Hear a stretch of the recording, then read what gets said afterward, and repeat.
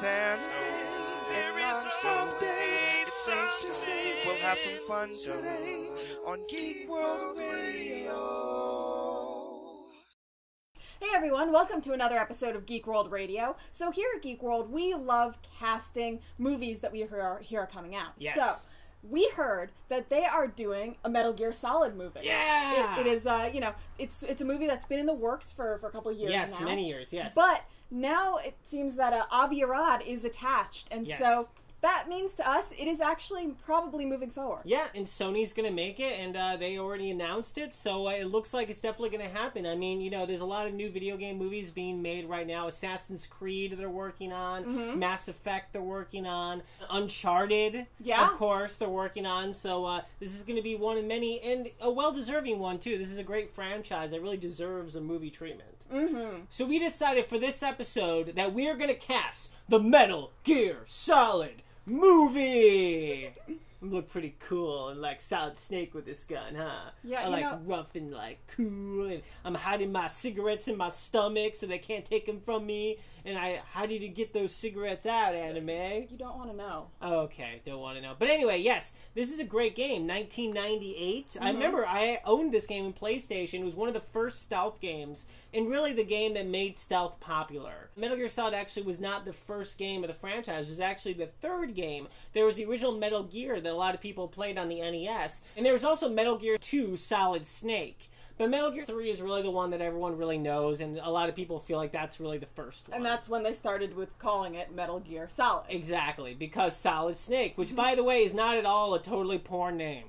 Well, you know, they used to have Dirty Duck, so, you know. That's true. Don't know what that means. Well, we're assuming that this, what we're casting is the Metal Gear Solid game. I'm assuming they're not going to do Metal Gear, because, yeah, they have, like, you know, Machine Gun Kid, and like you said, like, Dirty Duck are the guys he's fighting. Not quite as cool as Revolver Ocelot. Right. But basically, exactly. So let's cast the movie. So first off, of course, there's Solid Snake.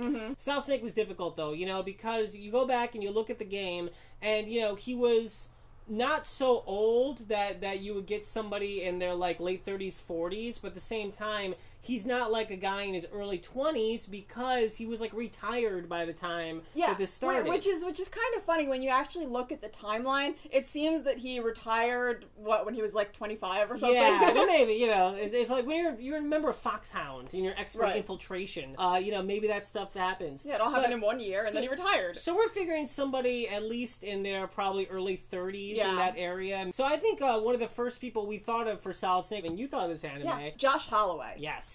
For those of you who don't know, he played Sawyer in Lost, and he was also in the last Mission Impossible movie. Yeah, and he was great in that too. Died really early. Yes, but he was awesome because he got to jump. He got to jump. He was falling down. He was shooting at the guys while falling down. It was crazy. Yeah, and the reason that I thought of him was mainly because I saw I was looking through some pictures of Solid Snake, and there was this one picture that I saw it and I was like, wow, that's Sawyer from Lost. Yeah, I mean, and honestly, you know, the personality of Solid Snake, in some ways, is a lot like Sawyer and a lot like some of the stuff he's done before. Yeah. Especially when he's all like badass and stuff, but he's all like charming with the ladies. Basically, Solid Snake is basically a combination of like James Bond and Snake Plissken from Escape from New York. But unfortunately, Kurt Russell is a little too old now to play that character. Unless they borrow James Cameron's CGI technology. That's true. That's a good point. Happen, or right? like they did with Tron. Yeah, good point, AnnaMay. That'd be awesome. Now, I think one of the other options that's good, in case Josh Holloway would, if they wanted to go for a much younger Snake or somebody like more Metal Gear area than Metal Gear Solid, I think we both liked Chris Evans.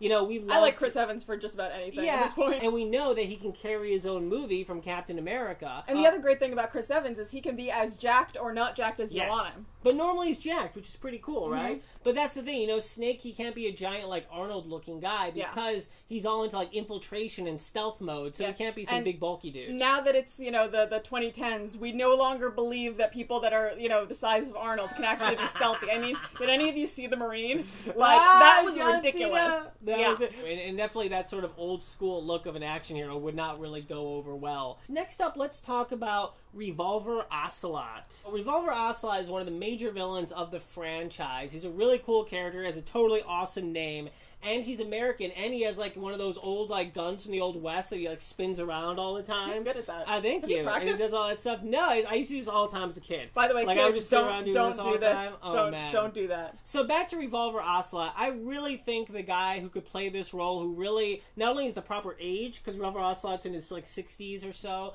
but also is just like awesome at playing both a bad guy and a little bit of a weirdo, is Gary Oldman. Yeah, I mean, when you watch the game, he looks just like Revolver Ocelot when he's playing Jim Gordon. Yes. You sort of combine what he did in Lawless with what he did in The Fifth Element, and you sort of get Revolver Ocelot, and I think he would just be absolutely perfect. I agree. So next up, let's talk about Psycho Mantis. Which is just the craziest, coolest name ever, and one of the creepiest bad guys. Yeah, he's one of the best bad guys of all time. I remember, that was a great game because they really utilized the beginnings of the DualShock controller for the PlayStation, where he was like, I have psychokinesis, put down your controller, I'll show you. And you put it down, and they used the rumble technology for it to, like, rumble and move across the table or whatever. That is so smart. It was so awesome, yeah. He's a great villain. Not only is he all creepy and Marilyn Manson-y and stuff like that, like in his body type and stuff, but also he had telepathy, and he had psychokinesis. So who'd you come up with, AnnaMay? James Frain. Oh, yeah. Yeah, if any of you saw that season of True Blood he was on, yes. Holy crap, is he creepy. And he's really good at being creepy. He's really good at being creepy. And for the four of you, including us, who saw The Cape, he was really good as the bad guy. Yeah. And on top of that, he's now in Grimm, and as they keep on showcasing, he lives in a castle. It's true. Which I would have to say is definitely sort of a mandatory if you're going to play Psycho Mantis. He also has a great voice. Just like the way that he talks, it's very much in the kind of tone that Psycho Mantis uses. And we need good actors for this movie. And you know why? It's not just to like up the level of video game movies, which really needs to get done, and we all know that. But at the same time, what's great about this game is every time he defeats a bad guy, they give like a long speech, and they literally give the story of their life.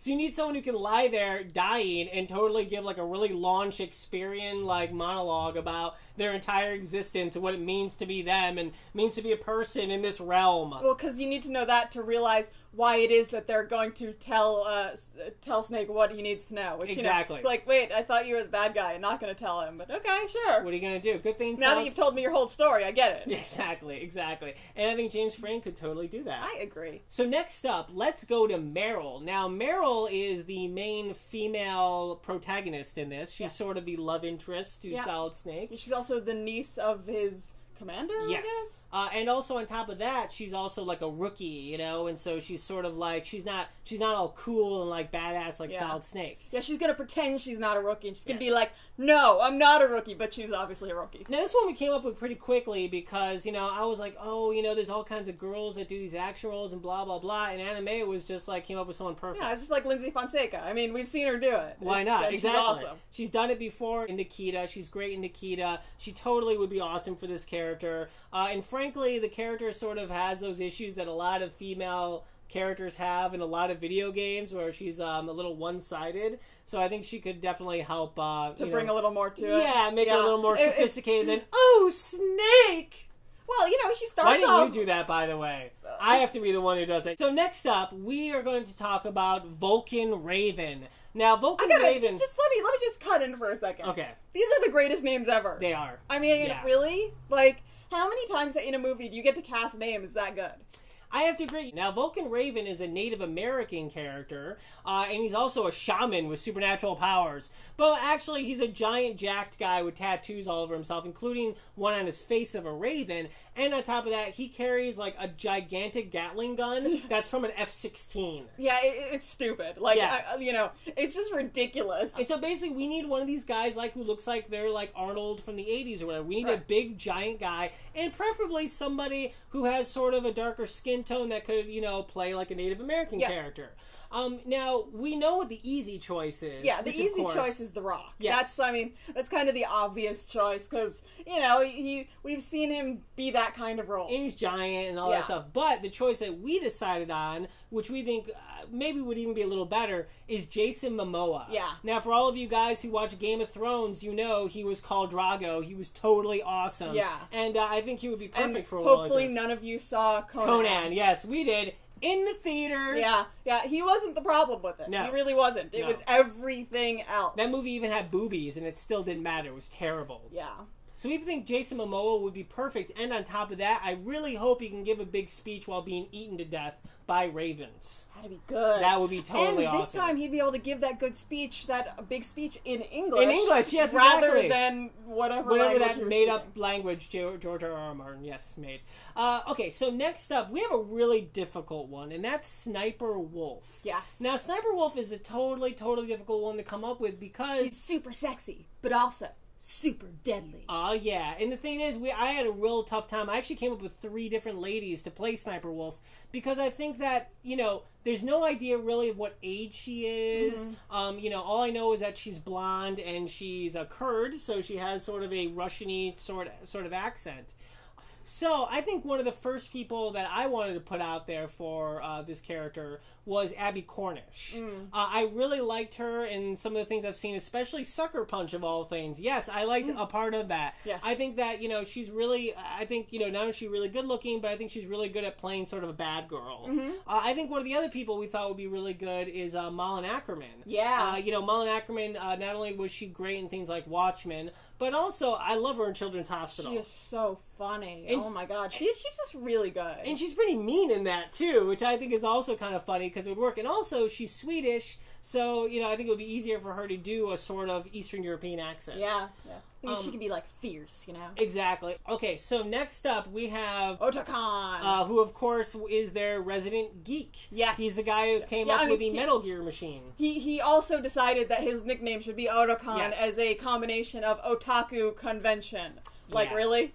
It's amazing. You can't get much more geeky than that. So, we decided in the spirit of how geeky he is, that we would choose a very, very geek-centered person. And who is an anime? Will Wheaton. Will Wheaton himself. I think it's time for Wesley Crusher to expand and to be a whole new character for a whole new generation. Yeah. I mean, the thing is, we need a guy you believe, is a scientist nerd, and no one's more of a scientist nerd than Wesley Crusher. I wish we had a Wesley Crusher doll that I could hold right now. Wouldn't that be amazing? They must have made one.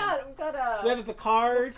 We have Kirk and Spock, but no Wesley Crusher. We need. Oh, do they have one? I don't know, but we need it. Oh, we need one. I also need a Beverly Crusher. That's just because I'm weird. Also, I'd like to say, just in case they can't get Mr. Wheaton, I think also Zachary Levi would be really good in that role. Basically, you just need somebody who's, well known for playing a nerd, a geek.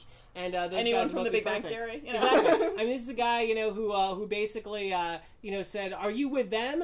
And Solid Snake goes, "I work alone." He goes, "Alone? Are you an otaku like me?" Yeah, he actually said that. Yeah, that's verbatim. And last but not least, we have Cyborg Ninja, Gray Fox himself. So we need a guy who's basically awesome at being a ninja. You pretty much don't see him until the very end. All you see is a dude in a crazy stealth costume going around cutting people up. So I think we're going to stick with a safe one on this one. Snake Eyes himself, Ray Park. Yeah. Now, theoretically, technically you can get any stunt guy to be the body, and then anyone to be the the face of it. But we just like Ray Park, and you don't need to not have it be Ray Park just because he has an accent. Yeah, and I think somehow, Ray Park being the guy in the costume you never see is somehow better than some guy you've never seen.